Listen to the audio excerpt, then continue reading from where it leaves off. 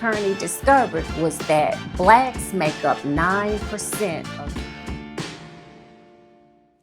Hi, my name is Dr. Carey Yazeed, and if you are new to my channel, welcome. And if you are returning, welcome back.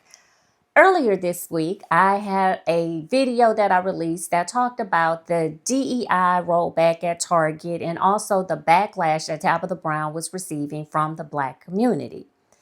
Today, I want to continue that conversation with us taking a trip down memory lane. So buckle up, get your wine, get your popcorn, but most importantly, I need you to put on your thinking caps. So if you remember, in June of 2023, Target rolled out their Pride campaign. All 2,000 of their stores and their website had Pride merchandise. You could walk in some Targets and there were Pride flags, there was Pride apparel, Pride notebooks, Pride cups. Like, you know how they do when they roll out a campaign, right? Right. Okay. So that was that experience. Well, if you also remember, a certain group of people got real upset about that Pride campaign. That group included your right-wing activists.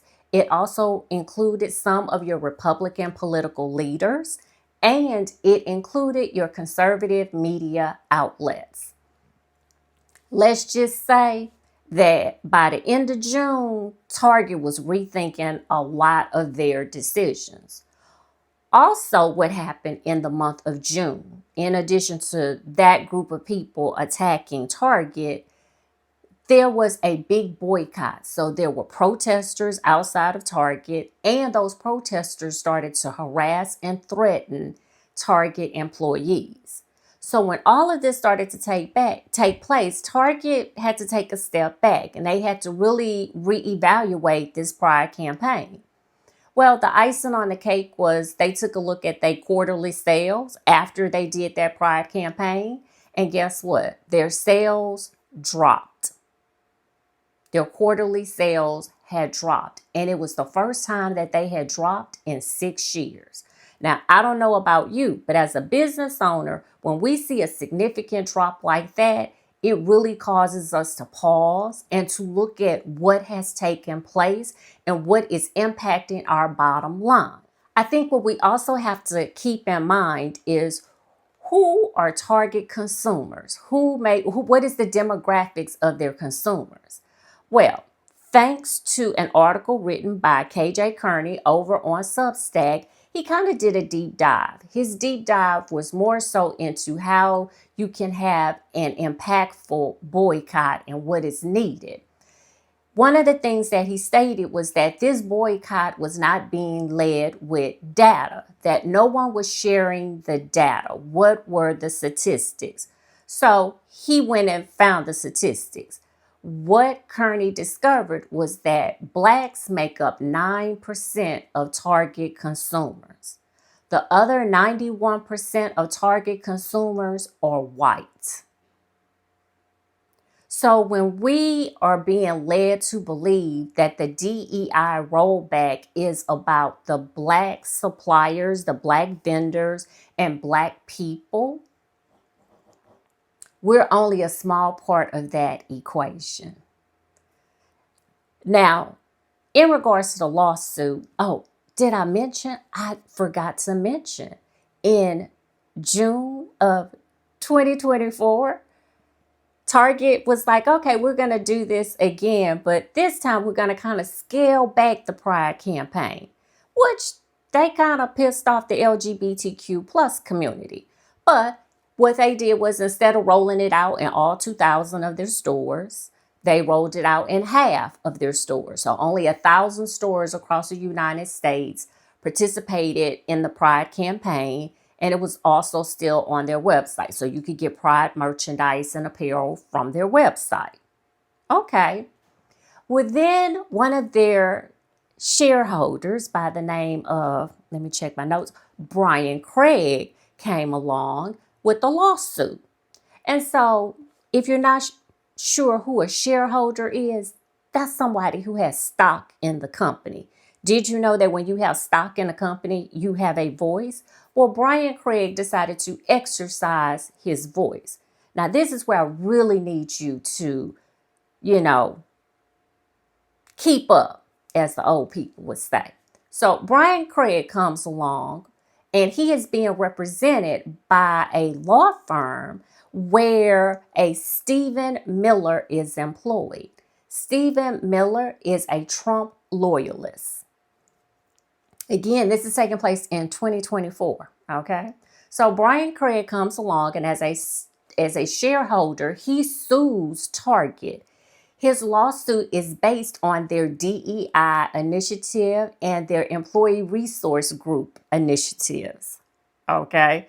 And so what he's basically saying is that in his lawsuit, he says that Target lied to their shareholders and to their customers with this whole DEI initiative and their employee resource group, that they lied with all of this stuff. They lied to the people who have invested in the company, the consumers and the stockholders, shareholders. And so they went to court. Guess who lost? Target. Target lost. And this is when Target really had to take a step back because not only were their sales taking a hit, now Brian was about to go deeper into their pockets as well. And so when you have shareholders and people who have bought stock in your company, again, they have a voice. And so when they start to exercise their voice, this is when your CEO, your VPs, your board of directors, they start to listen because this is starting to impact their bottom line. So as we move forward, I want us again to be informed and be aware of what is really going on and what is the part that we play as African Americans in this entire equation. If you'd like to go and read the article where I pulled this information from, because here I am going to cite my sources. This was another writer on Substack, and his name is Brian Gilmore. So I will link Gilmore's article, and I will also link Kearney's article in the description so that you can head on over to Substack and take a look at them. But both of these gentlemen, they went in depth and they did the research that a lot of people aren't doing. And so again, I think when we make decisions about boycotting and just the information that we're putting out there, we need to be informed. We need to be mindful of what we are consuming. We also need to keep in mind, as we are in Black History Month, is that sometimes history isn't fun. History doesn't make us feel comfortable. History reminds us sometimes of the ugliness that our ancestors or even us as minorities have endured. So again, think about what happened in the summer of 2023. I know a lot of us, short-term memories, we have completely forgotten about that time when this country just lost their mind behind that pride campaign that Target rolled out. But when we thought things had quieted down, they were just getting started. So with me sharing all of that, now you have all this new information. I want to hear from you. I need you to drop down in the comments and tell me, what are you thinking now? Like, now that you add this information to the other information that you have, what are your thoughts? What are you thinking? And again, I'm not saying don't shop at Target. I'm not saying go shop at Target. I'm saying be informed about what is taking place. And don't be fooled by the many smoke screens that are being put up to keep us from being aware of what is really going on behind the scenes. So again, comment below. Let me know what you're thinking. Do you remember the Pride campaign of 2023? Did you know that a guy named Brian Craig had filed a lawsuit against Target and that the lawsuit came from a law firm that are Trump loyalists works at? I want to hear your thoughts. And if you found today's video informative, I need you to hit that like button. And if you are not subscribed, honey, what are you doing? I need you to hit that subscribe button right now. And if you think somebody else needs to watch this video, make sure you share it out with them. Thank you again for watching, and I will see you next time.